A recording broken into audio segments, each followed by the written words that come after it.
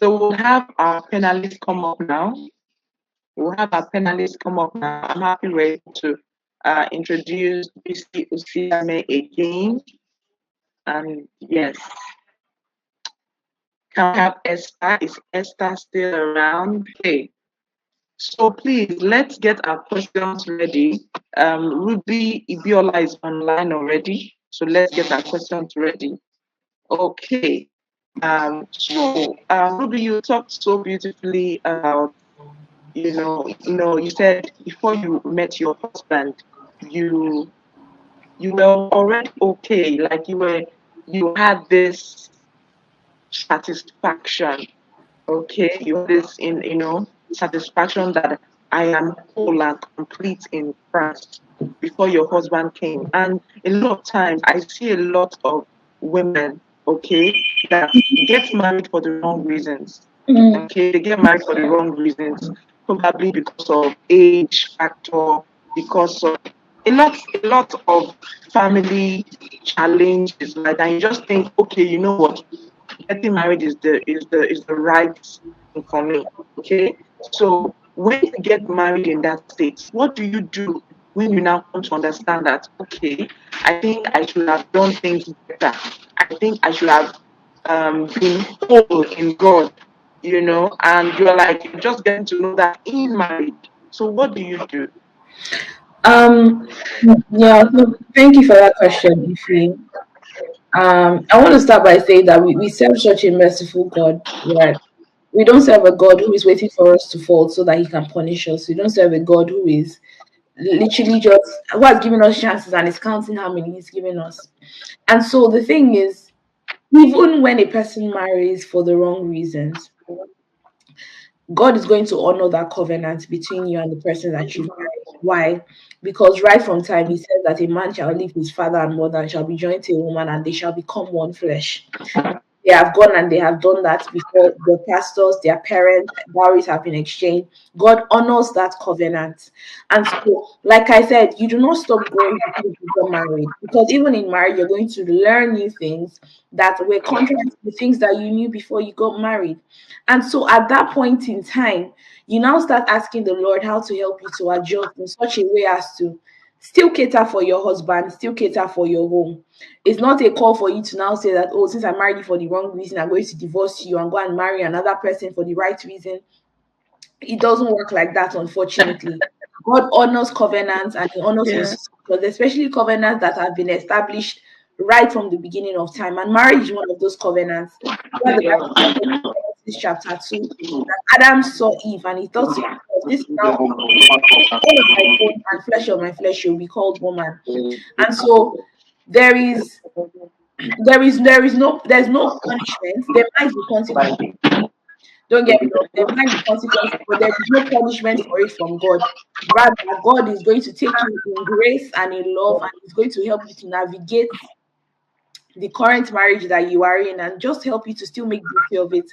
It just reminds me of Romans chapter 8, verse 28 that says that the Lord works all things out for the good of those that love him and have been called according to his purpose.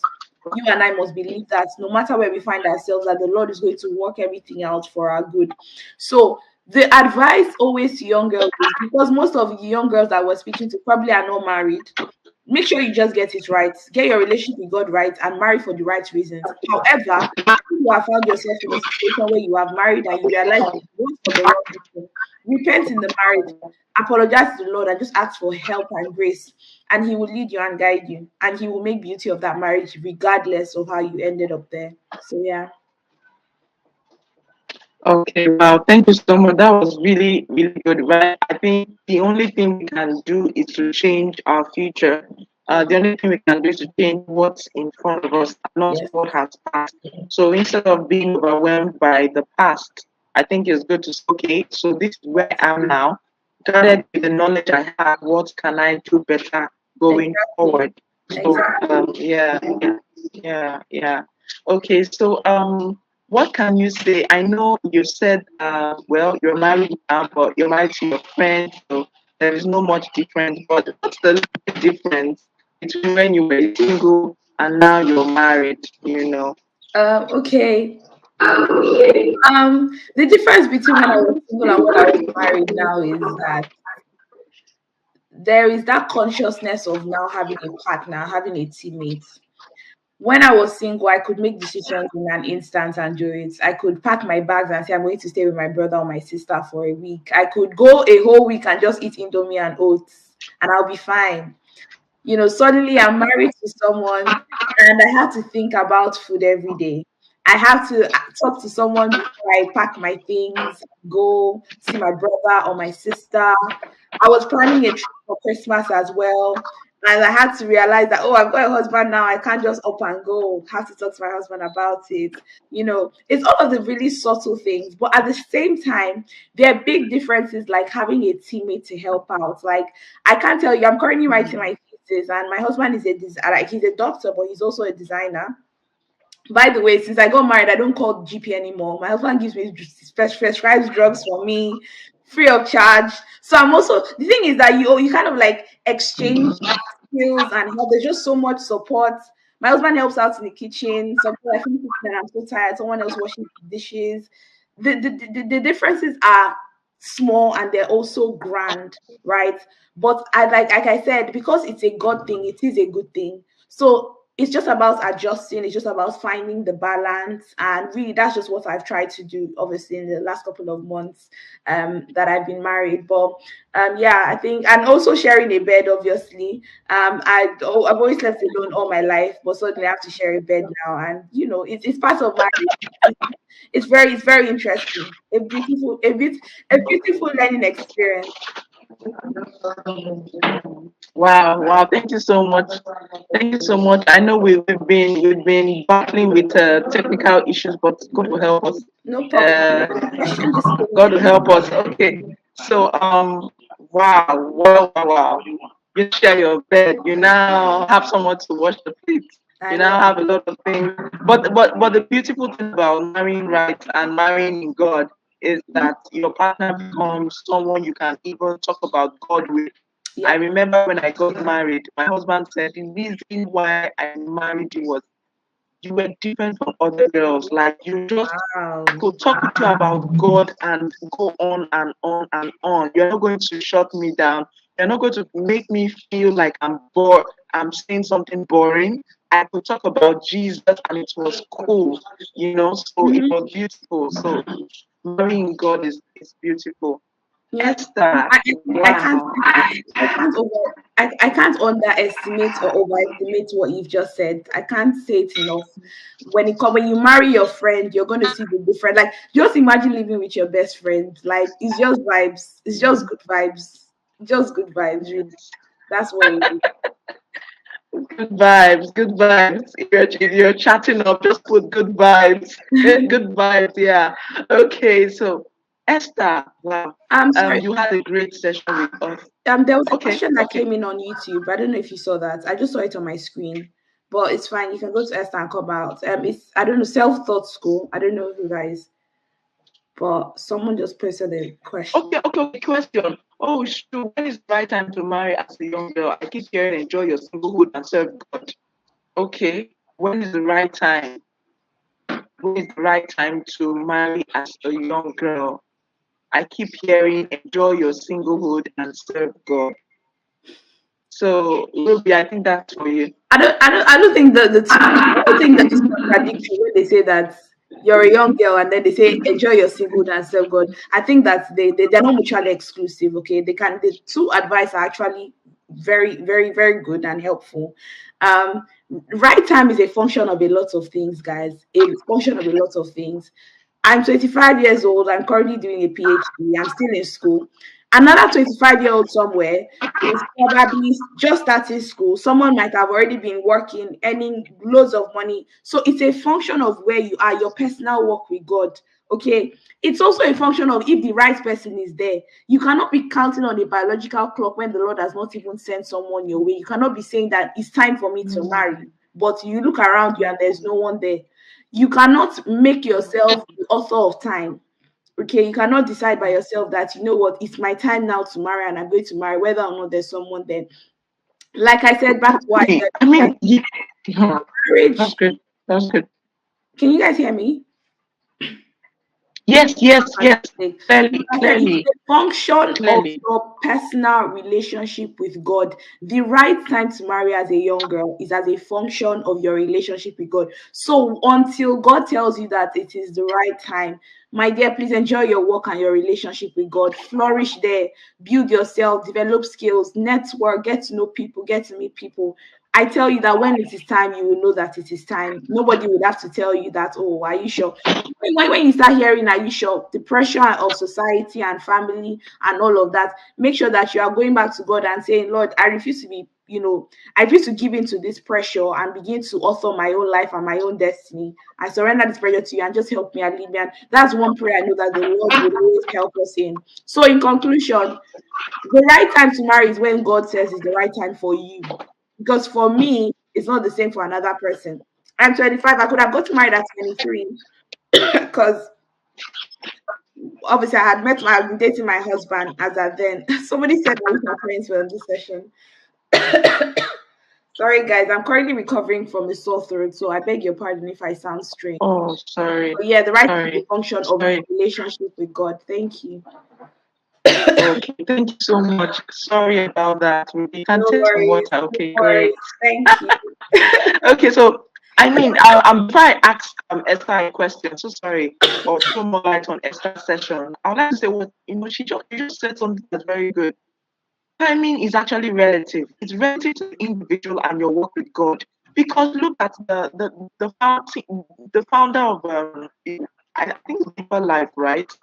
Got married. The wife was how old, and she had never met him. I said that a woman got married at a very, old age, to her, that might just be her right time, Mm-hmm. okay? And that's just it. So do not use other people's eyes or lenses to view yours. Your work with God is different. Your work with God is unique. So that is why I believe the Bible says those that compare themselves with themselves are not wise. Mm-mm, they're Do not. not compare yourself with anybody. Your time is different, and in God's time, you would flourish. Okay, so that is just it. Esther, you talked about soft skills in this 21st century. Okay, hmm, talking about communication, talking about I'm a tech advocate. Okay, so where does tech come? I know you talked about everybody has Google, has access to Google. Everybody should use Google well. Can you throw more light on tech? Technology, even in this 21st century. Very Thank you. briefly, very, very briefly, 1 minute. Thank you. Ruby, I really want to say that your session was powerful and I loved your contribution. And I celebrate you. Well done. Well done. So, where does technology come in? I don't think that at this point in this 21st century we can isolate ourselves from technology. This is happening because of technology, right? This conference is happening because of technology. You're able to communicate with me before the conference because of technology. You're able to plan the conference because of technology. So there's really no way we can isolate technology from what we do. If we're talking about getting tech skills, it's not about you using it to earn more money, but to even live better. So whatever it is we're doing now in the 21st century, it's hard to isolate technology or to remove technology out of the it's technology is on the playground. It's there to stay. We need to embrace it in whatever we are doing. And speaking of soft skills, I don't need to wait for a conference to be done before I get soft skills because there is literally everyone has a browsing phone, like we call it. I could easily access Google. I could easily access YouTube. I could easily get courses that can teach me all these things. So that is where technology comes in. It facilitates learning beyond the classroom. Yeah. Mm. Yeah, yeah, yeah. In fact, it takes learning beyond the four walls. So you don't need to be in a school or anything. You can learn from the comfort of your home. Even though we're having serious little challenges, but we are able to do what we're doing because of technology.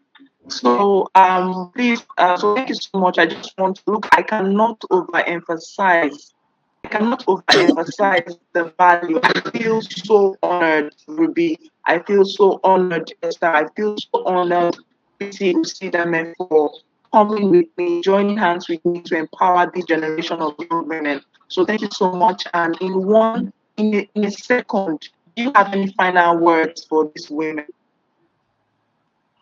Ruby? Oh, you want me to Yeah. start? Totally fine. So all I want to say is that looking at the theme of the conference, vessels unto honor, I want you to know that you cannot be a vessel that carries two things, right? You cannot mix God and the world together. If you're a vessel that wants to be unto honor to God, then you must completely empty yourself and allow the Lord to fill you. But if you want to be for the world, then just stay there. The Bible says that He will spit out anyone who is lukewarm from His mouth. You don't want to be that person. So just submit yourself totally to God, and every other thing will be added onto you. That's it from me. Wow, wow, wow. Esther, any final Thank you word? very much, Ruby, again. I wanted to say preach on, but okay, cool. Yeah, I'll borrow from what you said, right? Being vessels unto honor, it won't come easy. Not necessarily easy, but our journey would be different from the other people's journey, right? It's like when you're washing a plate, if you want it to be very clean, you will scrub harder, right? So we would be scrubbed, we would have to be purged multiple times. And it is important that we subject ourselves to that purging if we truly want to Oh, be vessels unto honor. okay, so I think okay. I think that's all for today. It's been great. It's been a wonderful session. So thank you so much, Esther and Ruby and BC Usidame. Thank you so much for this great, amazing time. Uh, I just want you to know, like Ruby has said it all. In fact, there's no better way to say it all. She said, you cannot carry two things. It's that you're carrying God, or it's that you're carrying the world as a vessel unto honor. So decide where you will be, and may the Lord richly bless you. Thank you so much, and do have a great day. Bye bye. Thank you so much, Ify. Thank you.